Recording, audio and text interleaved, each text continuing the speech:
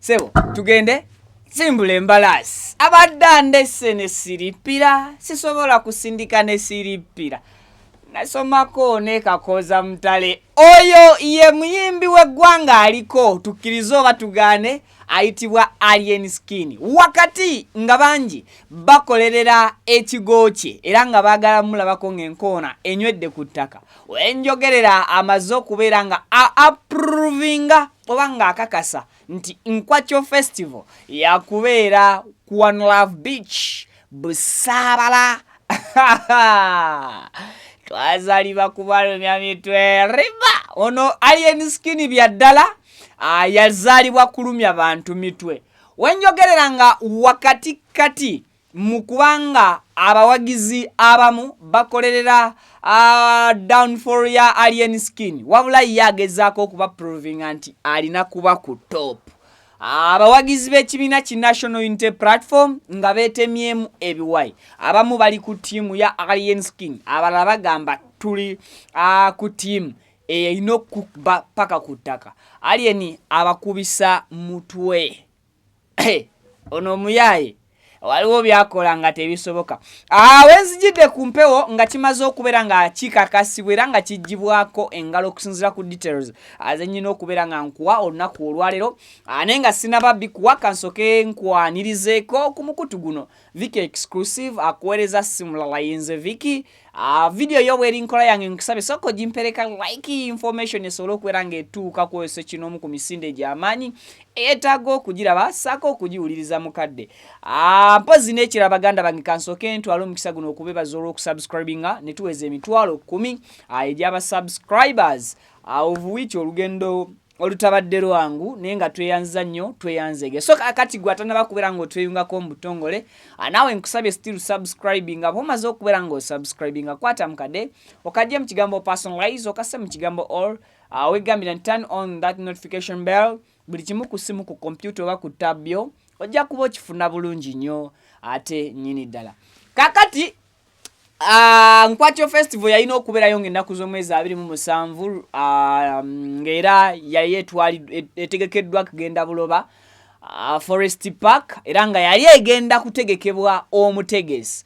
Ube badde etegekebwa bulijjo mutegesi Abitex Promotions omusajja w'ekikofiira Abe Musinguzi. Ono Alien Skin yayimirira ku bigere bye n'ayatula n'akamwake nti asazizaamu Nkwacho Festival era n'awa n'ensonga engundiivu ez'amatizaabo abaamatira nti omusajja Abitex Musinguzi yeeyagaliza yali ayagala kumukozesa yalippira Nkwacho Festival ye gye yasanga ku loading n'atatuukiriza terms and conditions ze bakkaanyaako.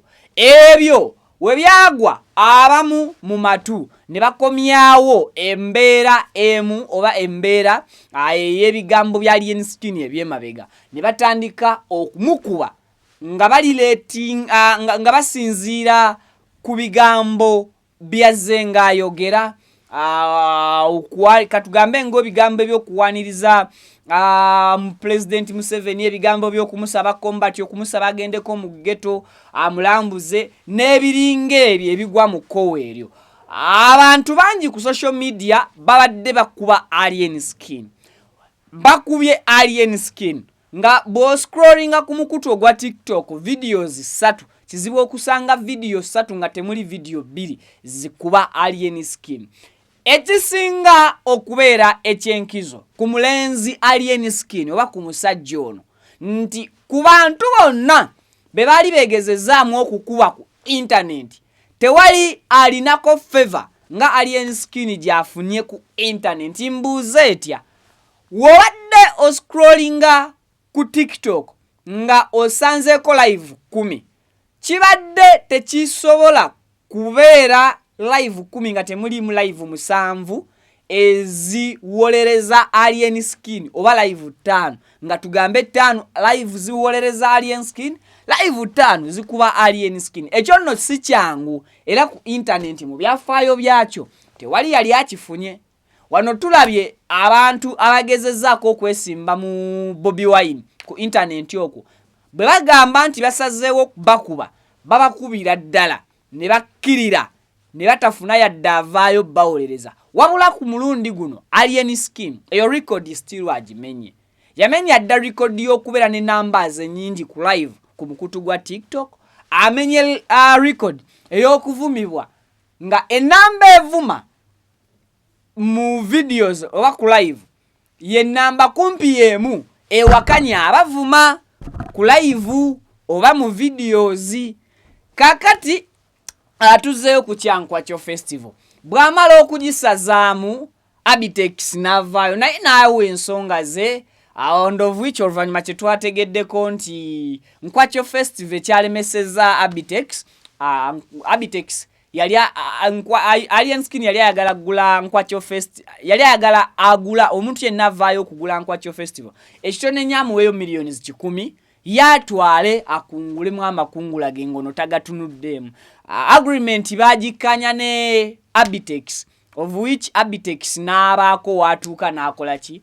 n'alemererwa ng'omuntu either financially oba mu terms ze baakola nga mwalabye ebisobye ne batatuula ku mmeeza kimaliriza kati masekati g'ebigambo ng'abantu bagezaako okukuba alien scheme nga muba mukuba mwe muli n'ab'ekibiina ki National Unity Platform abagamba nti bo bannankyukakyuka tebagenda kukkiriza mulenzi alien scheme kubanga alya mu lulime ne mu luzise.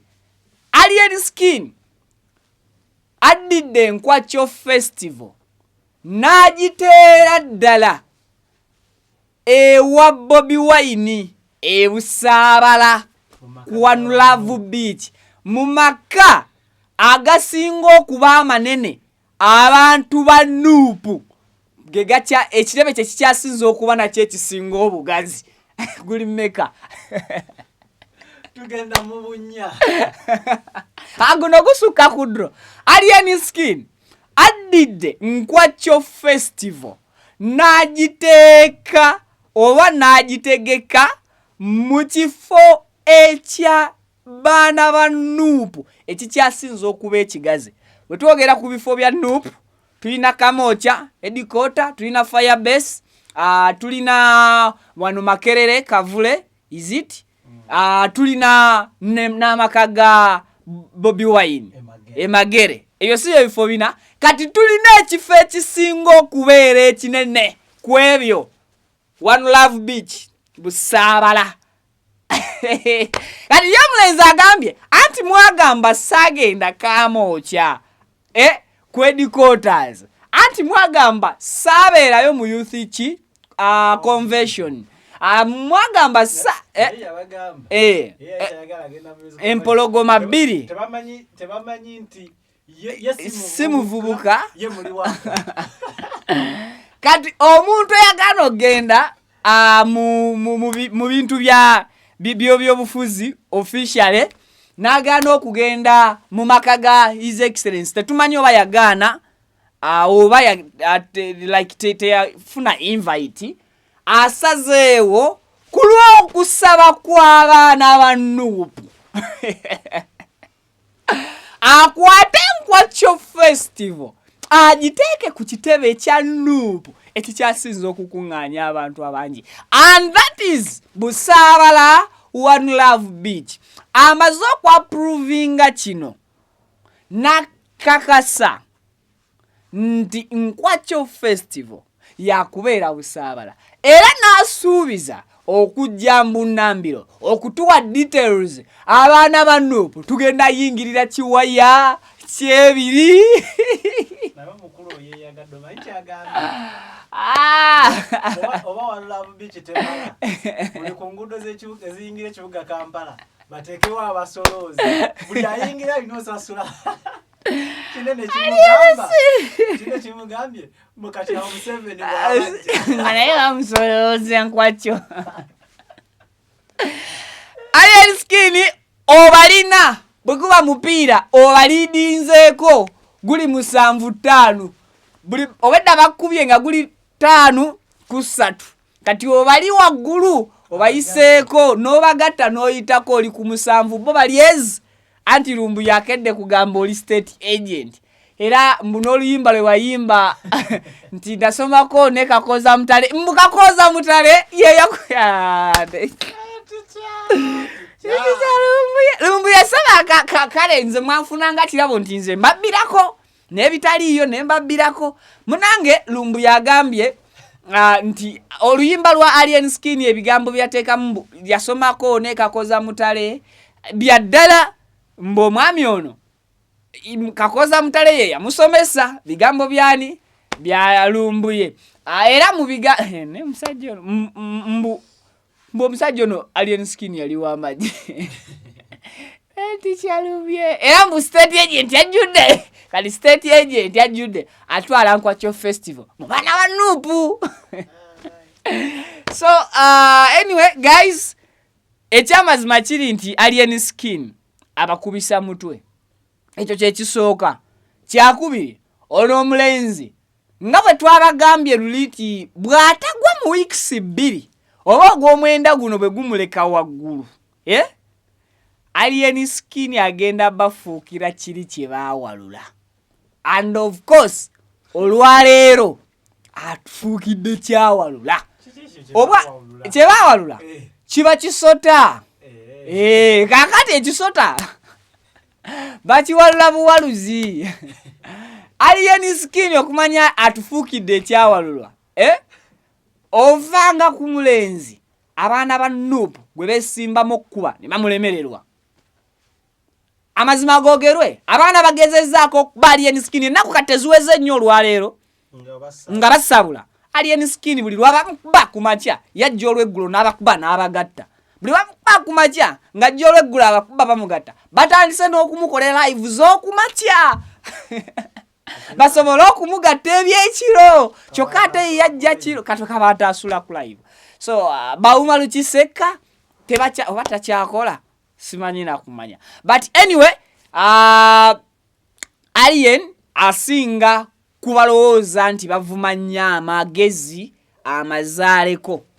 Mba nvumye oba Alien asinga kubavuma abamu amagezi amazaale lwa nsonga asooka n'akumanya information okuvira ddala ku kakyera asooka paka ku muvumi ow'ekyasa abangi gwe bayita ticca n'amukwata n'amuwumbawumba najja n'abeera ku live eddakiika zaago 4 kyokka nga mwe muvumye essaawa 12 ye n'abeerako eddakiika zaago 4 n'abakwatakwata n'abawumbawumba n'abateeka mu public mu bufunze n'akola kye bayita okulabisa. Naye ayagala kimu sente mukole ebirala ekimutegesa Nkwacho festival abaana ba NUP si kuyingirira bwereere omusajja ayagala sente ate okumanya ayagala sente kati Nkwacho festival erabika erinnyemu ebbeeyi ewezezza ndowooza kati tuyingirira kyebiri kyokka ate ndabyeko ku TikTok nga waliwo abakoze posta eya sebo tusonyiwe sebo ojabyeko sebo tusonyiwe badde sebo tusonyiwe Love Fest ogirabyeko kweri ku TikTok posta enyirira bagikoze mu mutima ogutagambika mbu yakubeerayo this very man natujogeddwa mbu bagise sebo tusonyiwe Love Fest kati wanakuba omulala masiivu